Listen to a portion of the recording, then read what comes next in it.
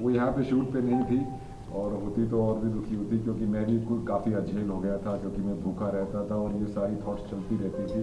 और मैं चूँकि एज अ डायरेक्टर भी काम कर रहा था, तो वो भी बहुत ही कठिन काम था। ये चलता है क्या? तो वो क्या करते थे अंग्रेज लोग, इसको बंद करते थे और यहाँ चाबी लगाते थे, यहाँ ताला लगा के, यहाँ पे ताला लगा के वो लोग चाबी अंदर फेंक देते थे।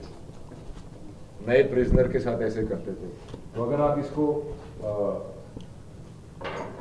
तो जो कैदी क्या करता था, बेचारा नया कैदी, करना बंद इसको, Lin you can do it, shut this. एक सेकंड लिन। हाँ।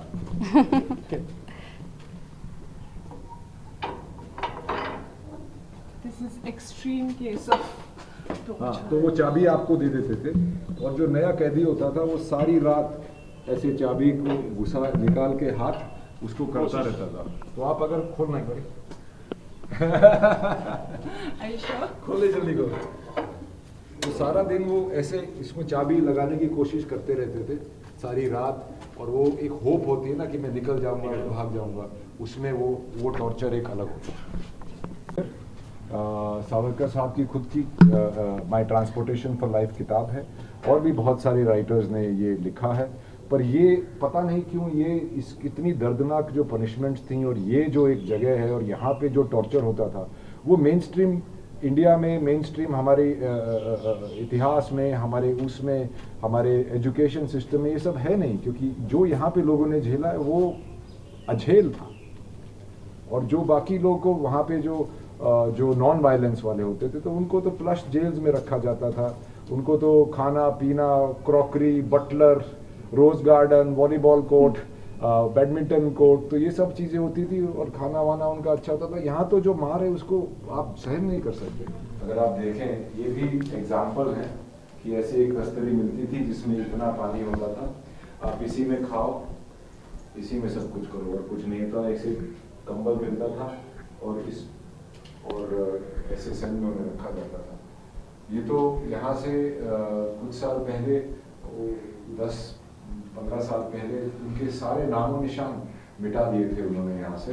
और अब मुझे बहुत खुशी होती है कि ये स्मारक, उनकी करी हुई चीज़ें, लिखी हुई चीज़ें यहाँ पे लगाई हुई हैं।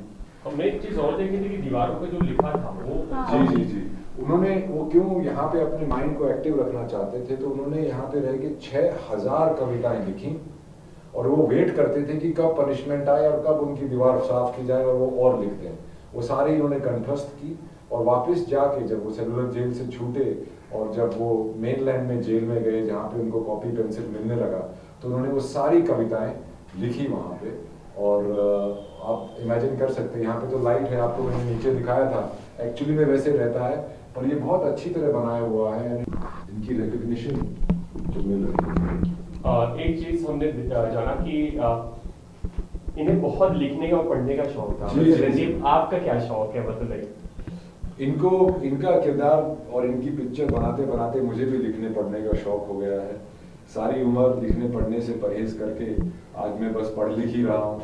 इनकी लाइफ, जब मेरी टांग टूट गई थी, बीच में पिक्चर शेल्व हो गई थी, उसके बाद मेरी टांग टूट गई थी, तो फिर मैंने इनकी हैंडराइटिंग कॉपी करने के लिए हिंदी में लिखना शुरू किया, और फिर मैंने भी काफ़ी लघु कहानियाँ, लाइक शॉर्ट स्टोरीज जिसे बोलते हैं, वो मैंने भी काफ़ी लिखी हैं। Hopefully someday someone will publish them also. बस आखिरी सवाल में कुछ कोई कविता, उनकी सबसे फेमस कविता जो कि उन्होंने, जब उनका बेटा प्रभाकर मर गया था इंडिया में और वो इंग्लैंड में थे, तो उन्होंने ब्राइटन बीच पे रोते हुए एक कविता लिखी थी जिसका नाम था सागरा प्राण धर्म, जो कि जो शुरू होती है, ने मजसी ने परत मातृभूमिला सागरा प्राण धर्म। बहुत ही ब्यूटीफुल कहानी है और कविता है, और मैंने उसका शुरू का और एंड का पोर्शन यूज किया है। शुरू में the pen for the sun,